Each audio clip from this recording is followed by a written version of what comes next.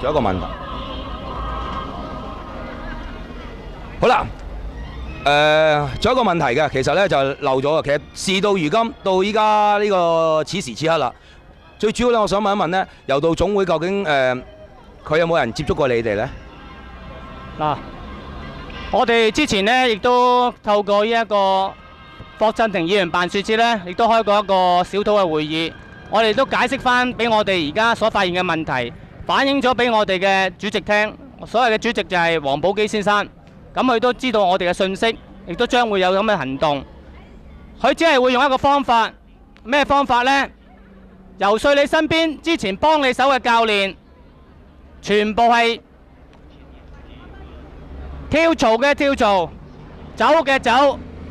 突然間呢幾日呢，個個響電話過嚟話俾我聽，阿劉 Sir 唔好搞咁多嘢啦，搞咗之後冇運行㗎。我話點解要冇運行啊？